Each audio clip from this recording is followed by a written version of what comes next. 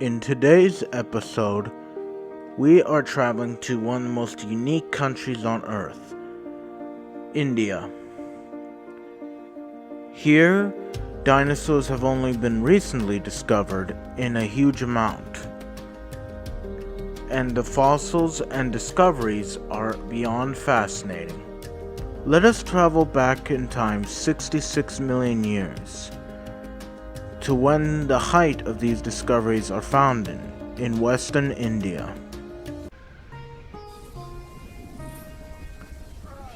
"66 million years ago, India, specifically Rajasthan, was a dry and formidable place to live in. Ash covered the ground and few vegetation grew.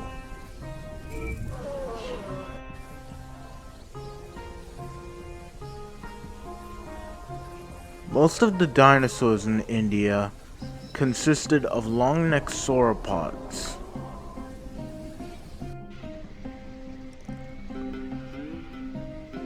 One strange animal is called Brachylophosaurus, a little ankylosaur. They were the main herbivores other than sauropods to live in India that we know of. Despite their chubby appearance, they are fierce fighters. Due to the shortage of low-growing food, they've been fighting over bushes and ferns more often. These confrontations often leave Brachylophosaurus very much injured. They use their hard body armor as body slams.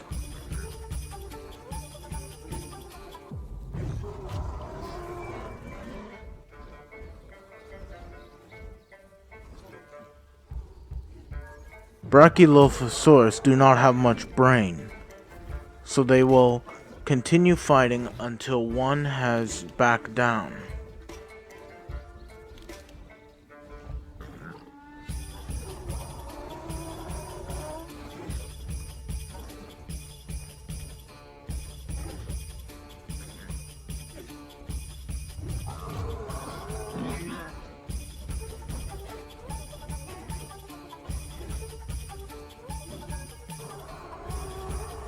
Soon the battle is over.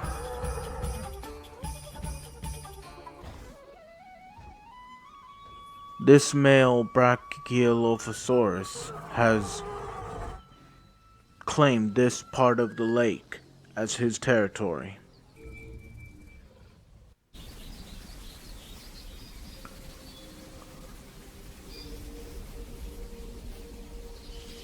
The cause for these massive ash fields is phenomenal. A site that is still showing the evidence of such a problem is called the Deccan Traps. It was a volcanic hotspot. These ash fields destroy all the low-growing plants and pump the atmosphere full of toxic gases. One of the main factors of the Deccan Traps was volcanoes, who spat ash plumes far into the atmosphere, choking the entire Earth.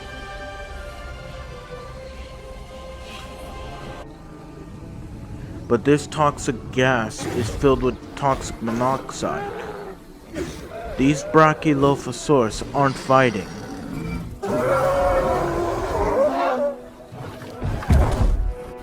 One has seemed to have collapsed and died inexplicably, but the cause of his death is the carbon monoxide.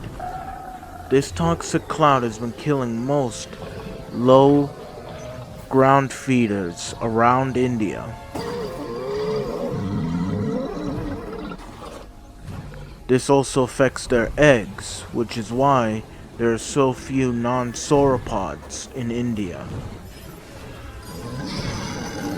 and with less children being born from all these deaths, the Brachylophosaurus will go extinct soon.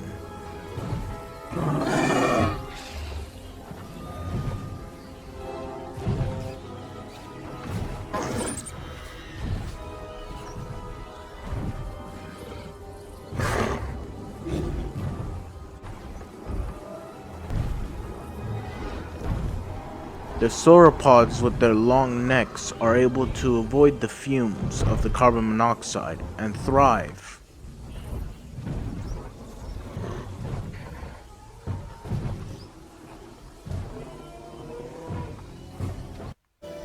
There is another animal that is able to exploit such tragedy and carnage.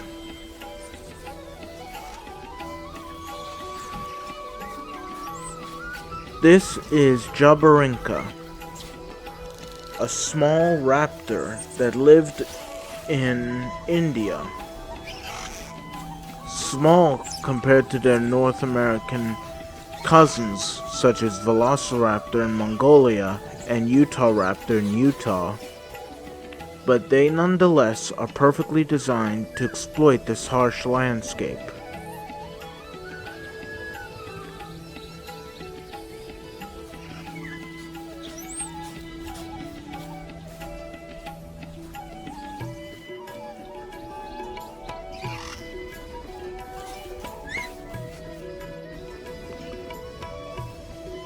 Jabarinka are covered in fur-like feathers called downy feathers that keep them warm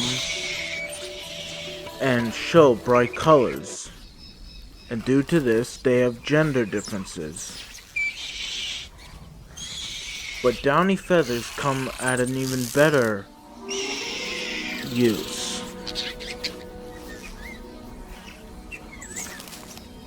Despite India's harsh climate, parts of the year, monsoons arrive, and that's when these downy feathers are put to good use.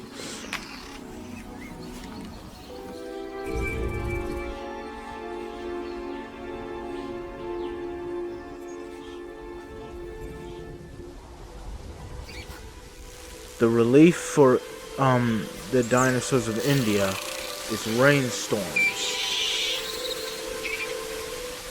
that cool down the earth and replenish the plants that have been destroyed by the volcanic activity.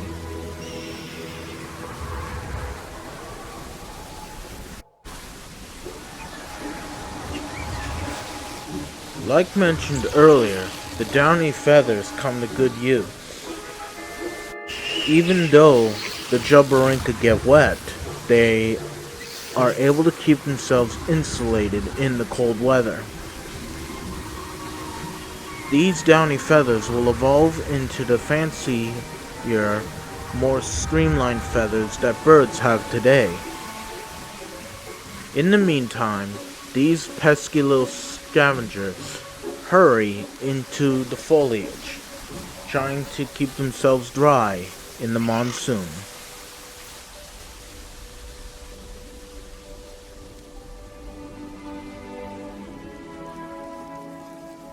Eventually the monsoon lessens, and in its wake, new plant vegetation,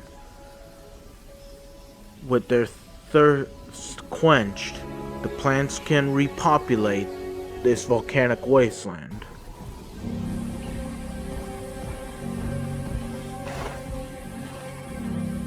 But it isn't plants who also arrive from the monsoon.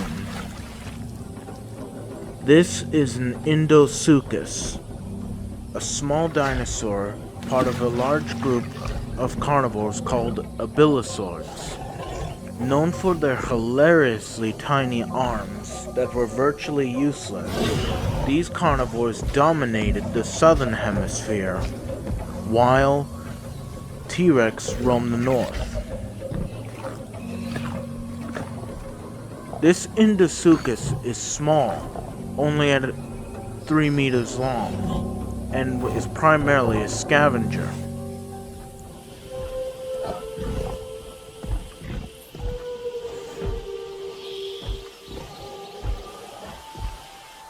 The rains have brought him and other Bilosaurs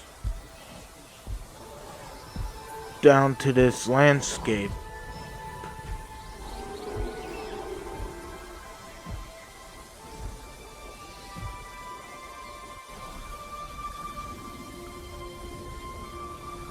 Indisuchus is in fact one of the last large carnivores of the dinosaur age. These dinosaurs existed right before the asteroid that will wipe them all out arrived. They are a testament to the magnificent evolution the dinosaurs have had. Meanwhile, a group of Indisuchus take advantage of the wet season, scavenging for food.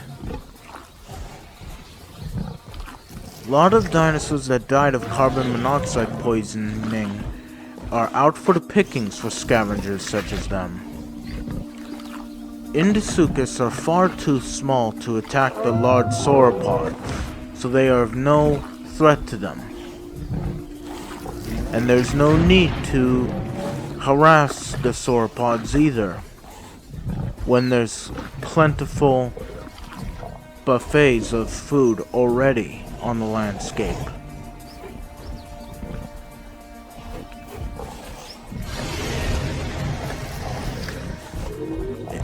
Indisuchus in fact travel in gangs, following sauropod herds and other herbivores, and picking off what has died.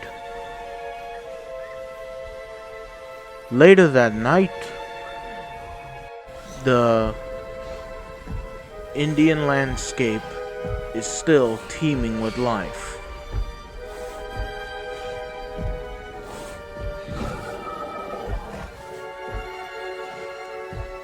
The Jurassic are also scavengers, but they are the nocturnal kind, meaning they spend most of their time awake at night, while the larger carnivores sleep.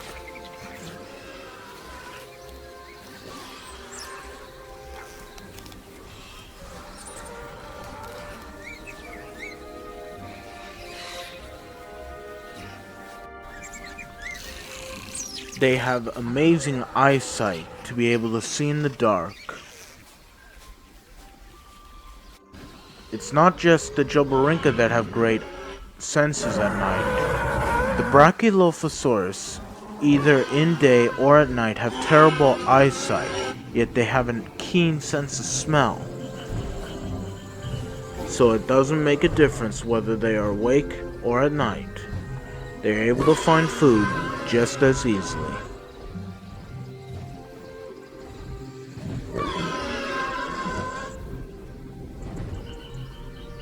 But there's a disadvantage in this volcanic landscape.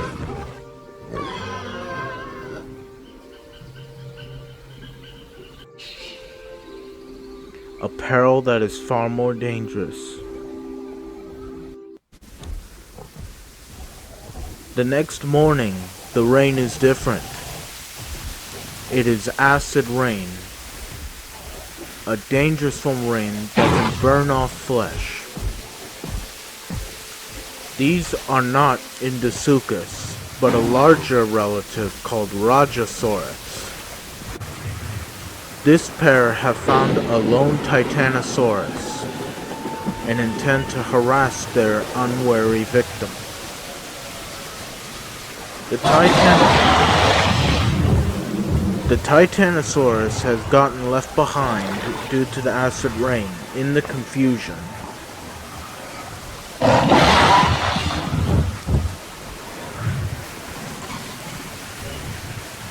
This has left him incredibly vulnerable.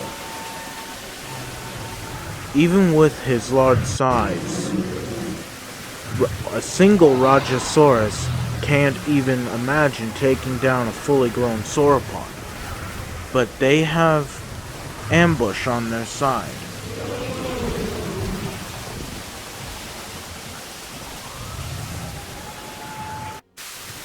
This acid rain literally burns everything in sight and chokes the life out of plants, so the sauropod does not have a lot of food to eat,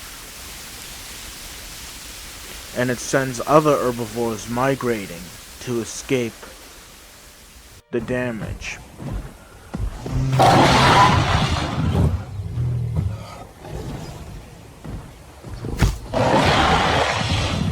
These Rajasaurus have a different technique on taking down a meal.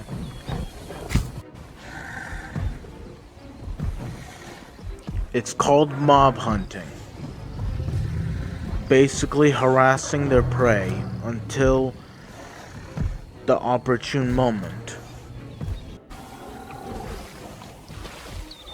Normally these predators would follow the rest of the herd, but this is an opportunity too good to waste. And they can take as much time as they want, as they have the virtue of patience.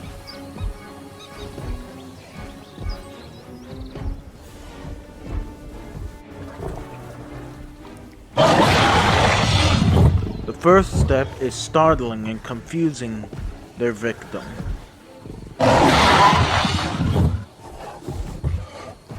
The Rajasaurus slowly over time tire the Titanosaur by scaring it and wearing it down.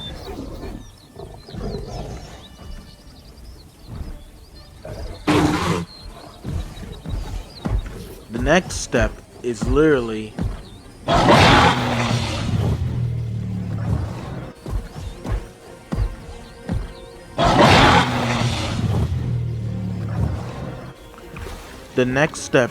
to nip off chunks of the Titanosaur. These Rajasaurus have no need to take down their prey for a whole meal. But these superficial wounds will become infected and dangerous for the Titanosaur in the long run.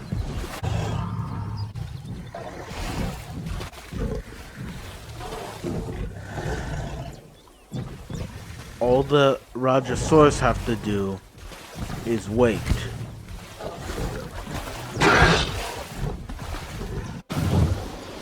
Eventually, after several days, the Rajasaurus's wounds catch up and it collapses and dies.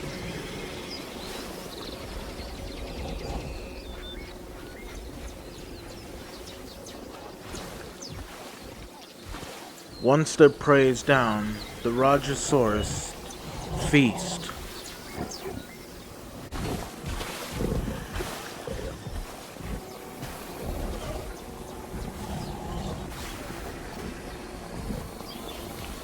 Like all Abylosaurs, Rajasaurus has virtually no use for its arms.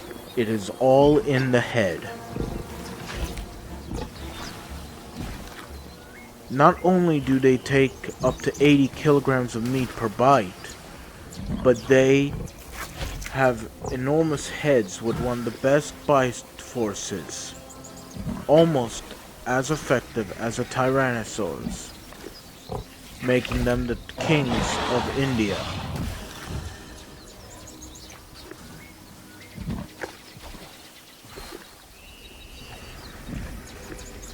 But their reign is short-lived.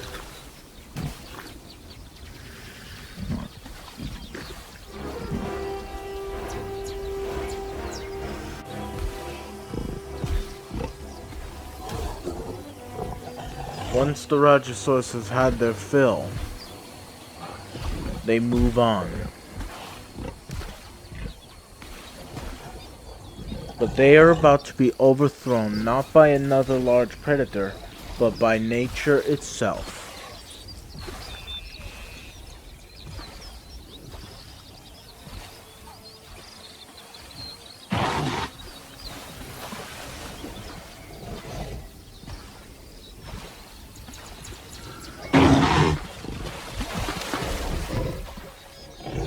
Along with the massive asteroid that wipes out the dinosaurs, there was another killer from the Earth itself.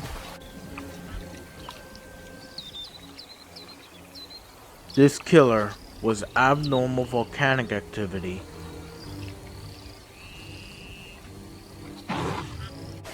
unlike anything the modern world has seen.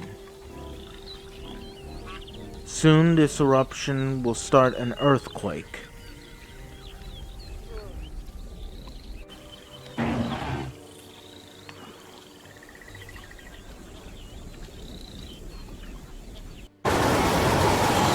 Meanwhile, during a storm, a Rajasaurus finds his victim.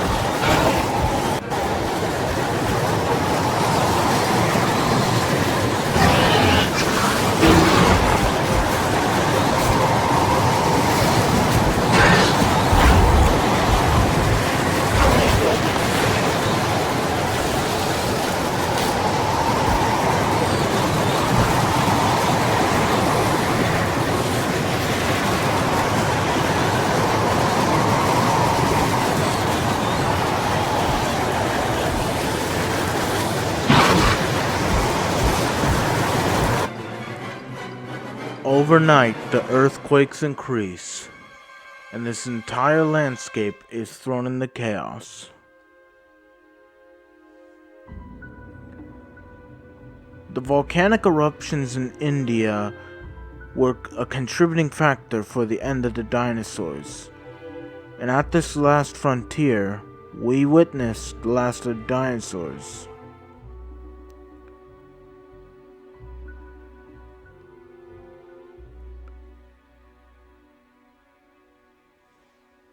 Thank you so much for watching, and I hope you enjoyed today's video. If you like my videos and want to see more, please like, share, and subscribe. Have an amazing day.